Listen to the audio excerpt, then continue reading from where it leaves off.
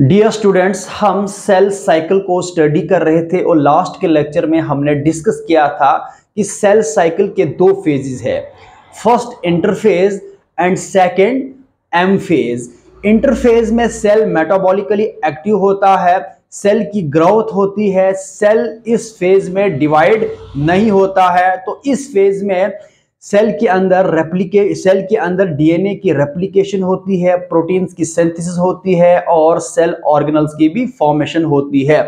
तो इस interphase stage में सेल डिवाइड नहीं होता है, तो सेल इस इंटरफेज में फुली प्रिपेयर्ड हो जाता है और इंटर हो जाता है कि इसमें एम फेज में।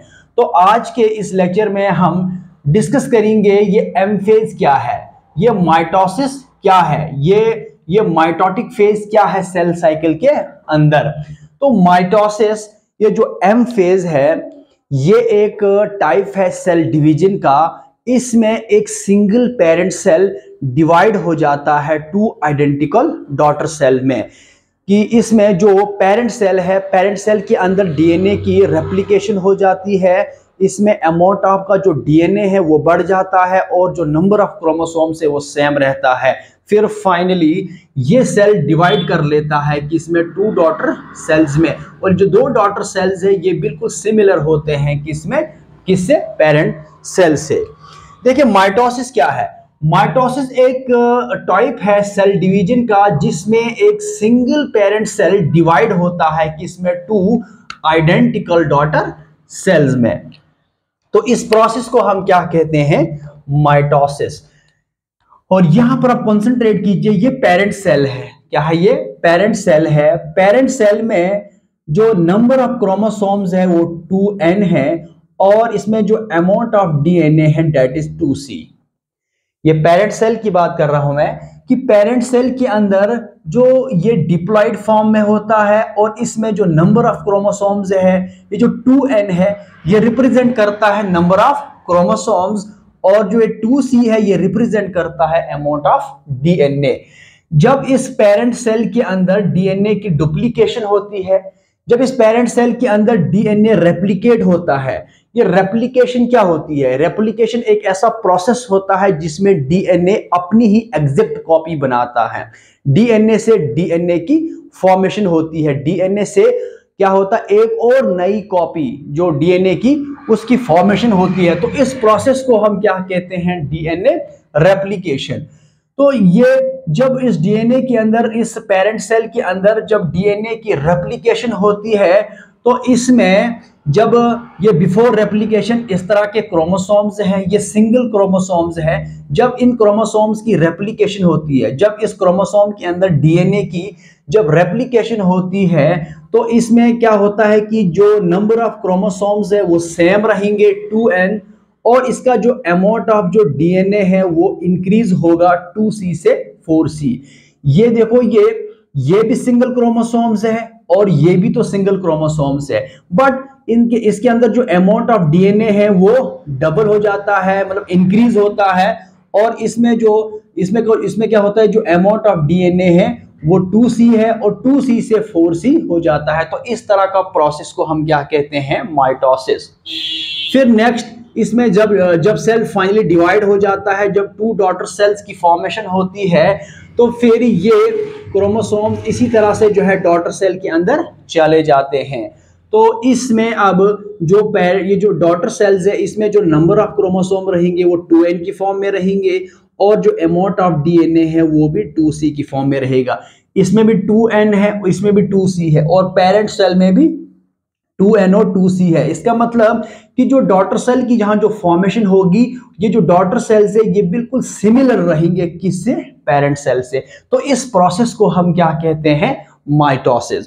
माइटोसिस एक ऐसा प्रोसेस है जिसमें सिंगल पेरेंट सेल डिवाइड हो जाता है किसमें, टू आइडेंटिकल डॉटर सेल्स में।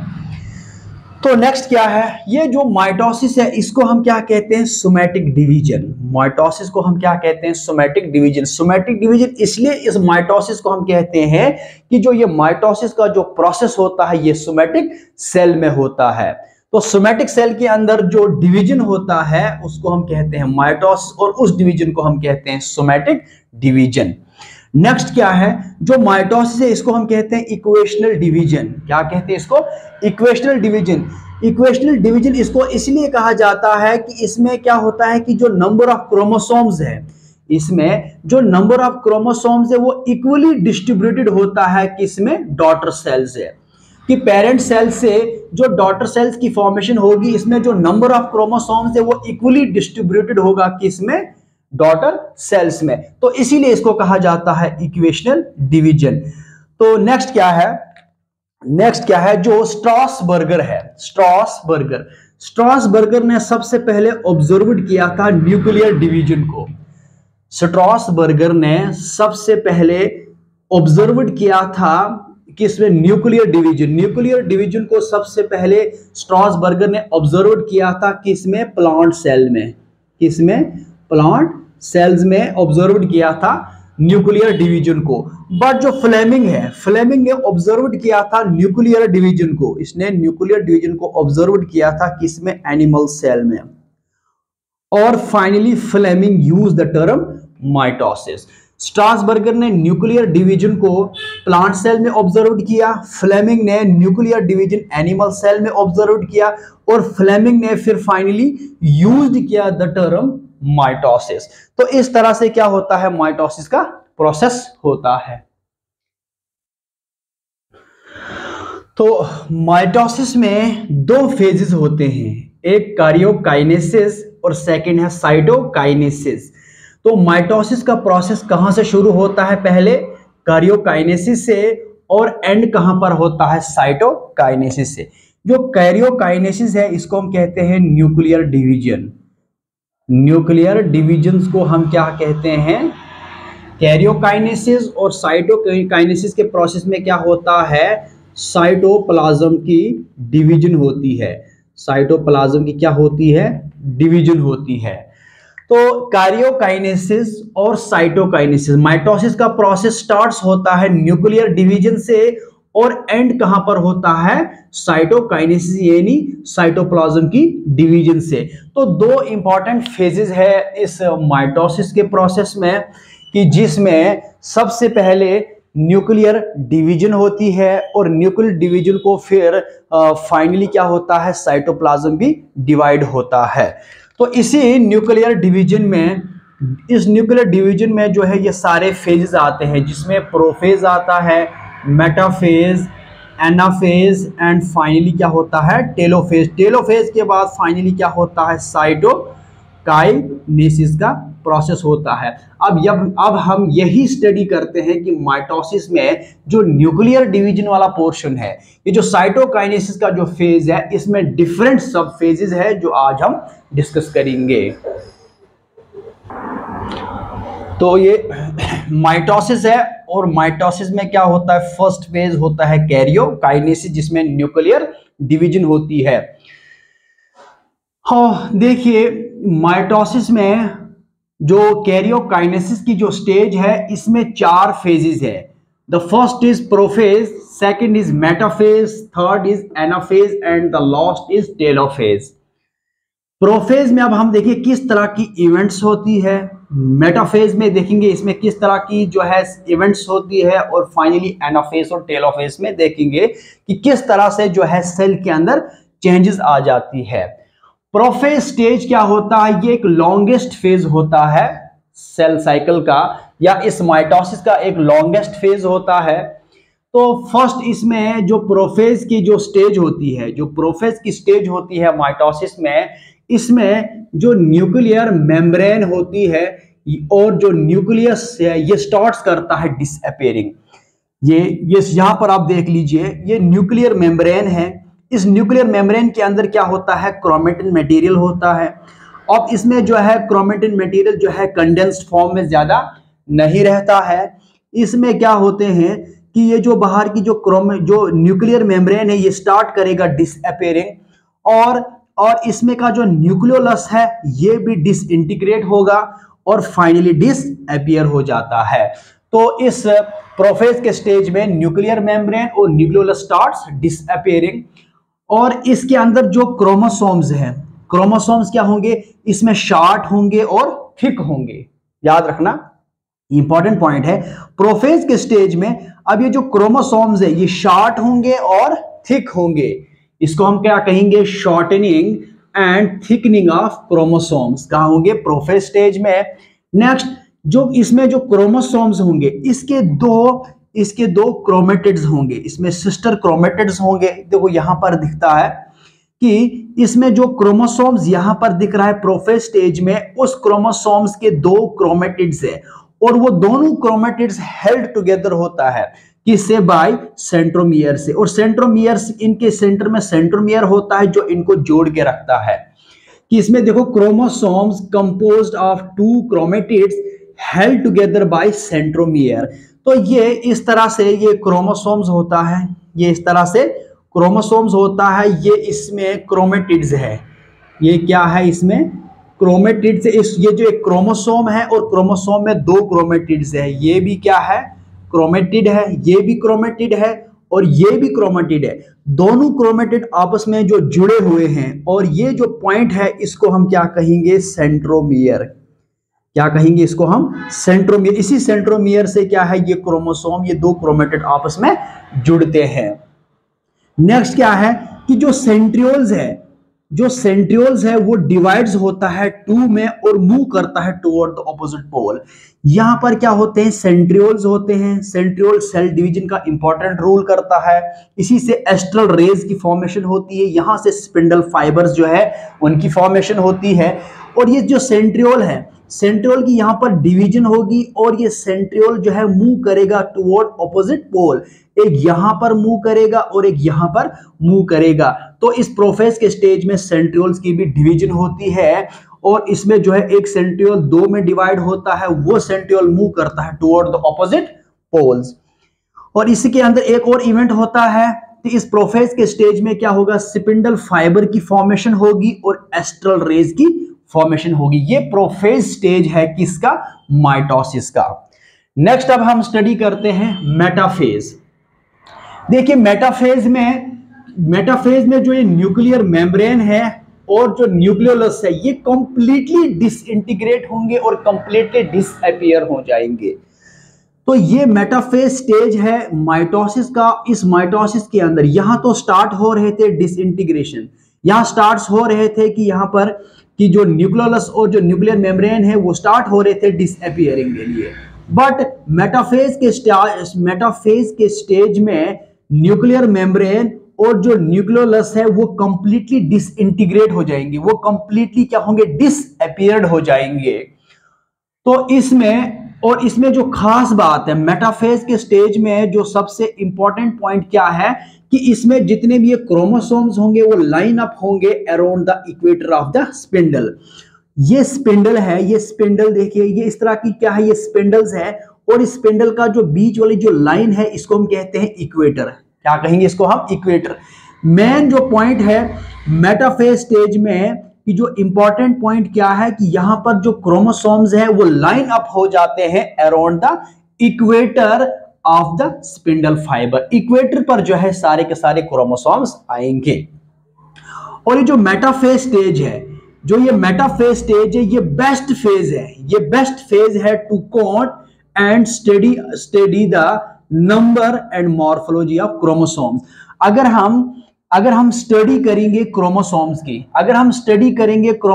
की, अगर उस क्रोमोसोम्स की काउंटिंग की स्टडी करेंगे या क्रोमोसोम्स की नंबर की स्टडी करेंगे या क्रोमोसोम्स की मॉर्फोलॉजी की अगर हम स्टडी करेंगे तो metaphase is the best phase. Metaphase क्या है, ये बेस्ट फेज होता है जहां पर हम क्रोमोसोम्स की स्टडी कर सकें। तो याद रखिए कि मेटाफेज के स्टेज में क्रोमोसोम लाइन अप होता है equator of the spindle fibre. Next क्या है, एनाफेज स्टेज। एनाफेज स्टेज में क्या होता है कि जो ये सेंट्रोमियर है, ये क्रोमेटिड्स के बीच में जो ये सेंट्रोमियर है ये ब्रेकडाउन होगा। सेंट्रोमियर क्या होगा, ये स्प्लिट होगा, ये टूट जाएगा, किसमें, टू में। ये दो सेंट्रोमियर्स में ब्रेकडाउन होगा और ये जो फिर ये डॉटर जो क्रोमोसोम्स है ये पुल्ड होगा टुवर्ड द ऑपोजिट साइड्स। यहां पर देखिए कि इस तरह के जो ये क्रोमोसोम जुड़े हुए थे सेंट्रोमियर से, तो एनाफेज स्टेज में क्या होगा कि जो ये सेंट्रोमियर है ये ब्रेकडाउन होगा, इससे क्या होगा कि जो डॉटर क्रोमोसोम्स है, इससे क्या है कि ये जो डॉटर क्रोमोसोम्स है ये मूव होगा, ये कहां मूव होगा, toward the opposite pole due to the contractions of spindle fiber. Spindle fiber की कॉन्ट्रैक्शन से ये जो डॉटर क्रोमोसोम्स है ये मूव करेगा कहां, पोल्स की तरफ। ये देखिए यहां पोल्स की तरफ मूव कर रहे हैं। यहां पर इक्वेटर पर थे, जब सेंट्रियोल इनमें बीच में ब्रेक हो गया, स्प्लिट हो गया, अब यहां से डॉटर क्रोमोसोम्स यहां की तरफ जो है मूव करेंगे टुवर्ड ऑपोजिट पोल्स। तो ये है क्रोमोसोम्स पुल्ड अपार्ट। इसमें क्या होते हैं, इंटरजोनल फाइबर्स होते हैं और कंटिन्यूअस स्पिंडल के फाइबर्स होते हैं। तो इस तरह की जो है ये चेंजेस कहां पर आ जाती है, एनाफेज स्टेज में। नेक्स्ट लास्ट स्टेज क्या है, टेलोफेज। टेलोफेज फेज जो है ये एक रिवर्स होता है प्रोफेज का।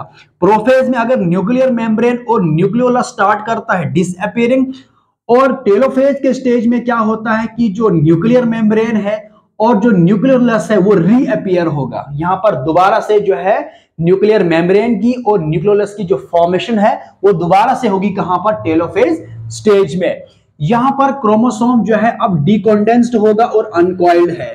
तो यहां पर जो क्रोमोसोम्स था प्रोफेज के स्टेज में वो कॉन्डेंस्ड फॉर्म में था और कॉइल्ड फॉर्म में था। अब यहां से ये फिर डिकॉन्डेंस्ड होगा, अनकॉइल्ड होगा और क्या बनाएगा, क्रोमेटिन। क्या बनाएगा, क्रोमेटिन मटेरियल की फॉर्मेशन करेगा।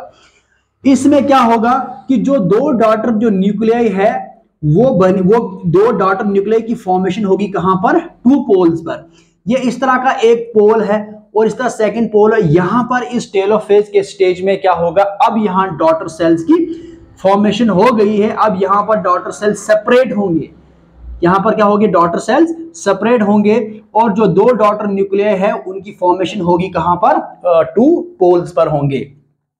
तो टेलोफेज एक रिवर्स फेज है प्रोफेज का।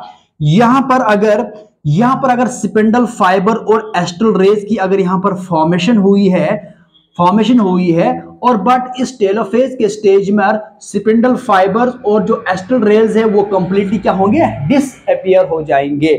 तो इस तरह से देखो ये न्यूक्लियोलस क्या यहां पर इसकी फॉर्मेशन होती है, न्यूक्लियर मेम्ब्रेन की भी फॉर्मेशन होती है और ये डिवीजन ऑफ सेल। अब यहां से जो है यहां से साइटोकाइनेसिस का प्रोसेस शुरू होगा। इसमें साइटोप्लाज्म डिवाइड होगा, इसमें साइटोप्लाज्म इस सेल में भी चला जाएगा और इस सेल में भी चला जाएगा।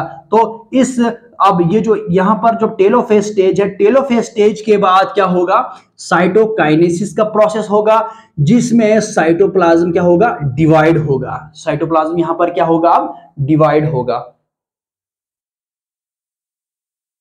तो इस टेलोफेज स्टेज पर न्यूक्लियर डिवीजन कंप्लीट होगी। इस टेलोफेज स्टेज पर न्यूक्लियर की जो डिवीजन है वो कंप्लीट होगी। इसमें क्या होंगे, टू डॉटर न्यूक्लियाई की फॉर्मेशन होगी। अब इसके बाद क्या होगा, जो प्रोसेस है उसको हम कहते हैं साइटोकाइनेसिस। साइटोकाइनेसिस में क्या होगा, अब साइटोप्लाज्म की डिविजन होगी टू डॉटर सेल्स में। तो हम ये स्टडी कर रहे थे माइटोसिस। माइटोसिस एक ऐसा प्रोसेस में सिंगल पेरेंट सेल डिवाइड होता है टू आइडेंटिकल डॉटर सेल में। फिर हमने इस माइटोसिस के दो फेजेस को हमने स्टडी किया, एक कैरियोकाइनेसिस और सेकंड क्या है, साइटोकाइनेसिस। कैरियोकाइनेसिस स्टार्ट कहां से होता है, प्रोफेज स्टेज से, और टेलोफेज स्टेज पर न्यूक्लियर डिवीजन कंप्लीट हो जाती है। तो न्यूक्लियर डिवीजन के बाद क्या होता है, साइटोप्लाज्म की डिवीजन स्टार्ट हो जाती है। और इसमें कि ये सारा प्रोसेस जो है एक इस माइटोसिस के अंदर होता है। इसी तरह से क्या होता है, सेल डिवाइड करता है। इसमें अगर ये माइटोसिस के केस में सेल अगर डिप्लॉइड स्टेज में है, डिप्लॉइड की फॉर्म में है, फिर फाइनली जो दो डॉटर सेल्स बनेंगे वो भी डिप्लॉइड होंगे, क्योंकि इसमें क्या है, इसमें जो नंबर ऑफ क्रोमोसोम्स जो है वो बिल्कुल सेम रहता है as parent cell. Daughter cell में जितने भी नंबर ऑफ क्रोमोसोम्स है वो बिल्कुल सेम रहेंगे जितने भी इस पेरेंट सेल के अंदर होता है। अब हम नेक्स्ट स्टडी करेंगे सिग्निफिकेंस ऑफ माइटोसिस। माइटोसिस की सिग्निफिकेंस क्या है। माइटोसिस के प्रोसेस से, ये एक सेल डिवीजन की टाइप है, तो माइटोसिस के प्रोसेस से क्या होता है, सेल का जो साइज है वो मेंटेन रहता है। सेल का जो साइज है वो मेंटेन रहता है और इस माइटोसिस से क्या होता है कि जो नंबर ऑफ जो सेल्स है वो इंक्रीज होता है बॉडी के अंदर। माइटोसिस एक ऐसा प्रोसेस होता है जो कहां पर होता है, सोमैटिक सेल्स में। और सोमैटिक सेल्स में क्या होते हैं, सेल का साइज भी मेंटेन रहता है और इससे क्या होता है, नंबर ऑफ जो सेल्स है वो इंक्रीज होता है बॉडी के अंदर। तो इसी को हम कहते हैं, माइटोसिस को हम सोमैटिक डिविजन्स भी कहते हैं, because mitosis occurs in somatic cells of the body. Next इसकी सिग्निफिकेंस क्या है, इट ऑकर्स, और जो माइटोसिस का जो मेन सिग्निफिकेंस है, it occurs for the healing of wounds, regeneration and replacement of dead cell. जब बॉडी के अंदर सेल डेड हो जाते हैं, उनकी रिप्लेसमेंट में माइटोसिस का इंपॉर्टेंट रोल रहता है। और जब सेल्स क्या हो, जब किसी पार्ट में क्या होता है, कट हो जाता है बॉडी के अंदर, जब माइनर कट लग जाते हैं, जब माइनर कट लग जाते हैं तो उस रिजेनरेशन के प्रोसेस में और जो हीलिंग ऑफ जो वॉन्ड्स होता है, जब बॉडी में किसी भी बॉडी के हिस्से पर जब कोई कट लगता है तो उस कट का क्या होता है, उसकी हीलिंग हो जाती है और वहां से क्या होते हैं, रिजेनरेशन भी करते हैं, रिजेनरेट्स भी करते हैं किसको, सेल्स को या बॉडी के ऑर्गन्स को। जब जहां पर रिजेनरेशन का प्रोसेस होता है, जहां हीलिंग ऑफ वॉन्ड्स होता है या जब रिप्लेसमेंट होती है डेड सेल की, तो वहां पर क्या होता है, माइटोसिस का इंपॉर्टेंट रूल रहता है। नेक्स्ट इसकी क्या है, सिग्निफिकेंस क्या है, it maintains the genetic constitutions of the cell by the equal distribution of the number of chromosomes. इसके जब माइटोसिस से कोई सेल डिवाइड होता है, इससे क्या होते हैं, डॉटर सेल्स की फॉर्मेशन होती है। तो डॉटर सेल्स के अंदर क्या होता है, जेनेटिक का जो कॉन्स्टिट्यूशन है उसको इक्वल रखता है, क्योंकि जब पेरेंट सेल डिवाइड करता है तो पेरेंट सेल के अंदर क्या होता है कि जो डिस्ट्रीब्यूशन होती है नंबर ऑफ क्रोमोसोम्स की, वो इक्वल हो जाता है किसमें, डॉटर सेल्स में। तो डॉटर सेल्स में इक्वली डिस्ट्रीब्यूशन होती है किसकी, क्रोमोसोम्स की। तो इसीलिए इस माइटोसिस को हम क्या कहते हैं, इक्वेशनल डिवीजन। इस माइटोसिस को हम क्या कहते हैं, इक्वेशनल डिवीजन। इसमें क्या होता है कि इसमें जो नंबर ऑफ क्रोमोसोम्स है वो इक्वली डिस्ट्रीब्यूट होते हैं डॉटर सेल्स में। नेक्स्ट क्या है, इस माइटोसिस के प्रोसेस से क्या होता है, प्रोडक्शन होती है किसकी, डिप्लॉयड डॉटर सेल्स की। पेरेंट सेल भी खुद क्या होता है, डिप्लॉयड होता है। जब डॉटर सेल की फॉर्मेशन होती है वो डॉटर सेल भी डिप्लॉयड होता है, क्योंकि उसमें जो क्रोमोसोम्स पेरेंट सेल में होते हैं वही सेम जो नंबर ऑफ क्रोमोसोम्स है वो डॉटर सेल्स में होते हैं। तो इसमें डिप्लॉयड प्रोडक्शन होती है किसकी, डिप्लॉयड डॉटर सेल्स की with the identical genetic complement. और इसके अंदर क्या होता है, जेनेटिक का जो कॉम्प्लीमेंट होता है वो बिल्कुल आइडेंटिकल रहता है। तो आज के इस लेक्चर में हमने स्टडी किया माइटोसिस को, माइटोसिस के फेजेस को, और उसके बाद फाइनली हमने माइटोसिस की सिग्निफिकेंस को पढ़ा। होप आपको ये वीडियो पसंद आई होगी। Thank you so much.